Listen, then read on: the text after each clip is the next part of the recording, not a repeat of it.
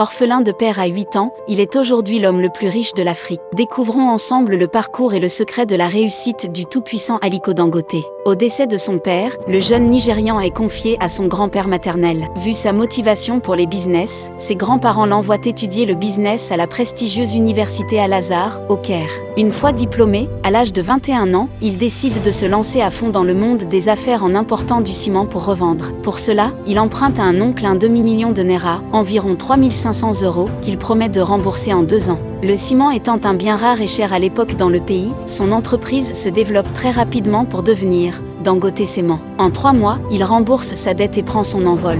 En 1980, Aliko Dangote s'installe à Lagos pour développer son entreprise. Le coup d'État de 1983 s'avère être une aubaine, la junte militaire ayant emprisonné tous les grands hommes d'affaires de la ville, libérant ainsi de vastes marchés. En 1981, le Dangote Group est créé. Il investit alors dans le sucre, l'importation de riz, et également dans une banque qui fera ensuite faillite. À la fin des années 1980, inspiré par le modèle industriel brésilien, il se lance dans l'industrie. Son groupe construit une raffinerie de sucre et une usine d'emballage pour les pâtes alimentaires que le groupe importe au Nigeria. En juillet 2007, Forbes publie avec 1,5 milliard de dollars, Oprah Winfrey serait la personne noire la plus riche du monde. Encore peu connue en dehors du Nigeria, Aliko Dangote a pris la parole publiquement pour déclarer qu'il était bien plus riche qu'Oprah Winfrey. Au premier semestre 2007, Aliko Dangote a introduit 2 de ses 13 sociétés sur le NSE, et la valeur de ses parts dans celle-ci a été estimée par les analystes à 10 milliards de dollars. L'une des 2 sociétés cotées, Dangote Cement, est devenue la plus grosse capitalisation boursière du Nigeria.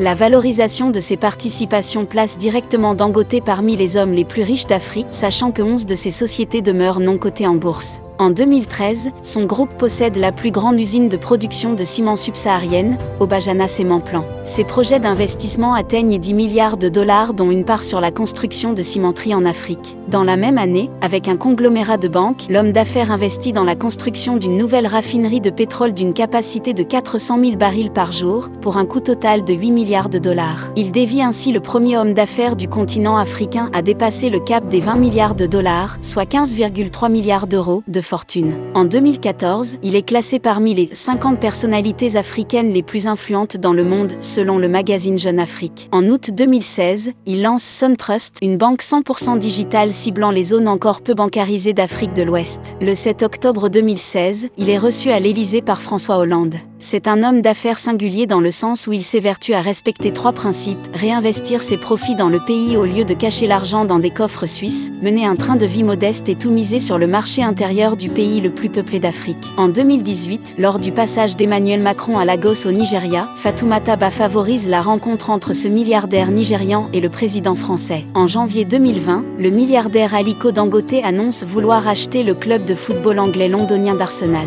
L'opération n'aboutit pas, mais un an plus tard, les fans du club implorent Aliko Dangote d'investir dans Arsenal afin d'écarter la direction actuelle. En août 2021, le ministre nigérian du pétrole, Timi Presilva, annonce que la compagnie nationale des hydrocarbures s'apprête à investir 2,76 milliards de dollars au sein du projet de raffinerie du groupe de Dangote, permettant ainsi à l'État nigérian de disposer de 20% du capital de la raffinerie.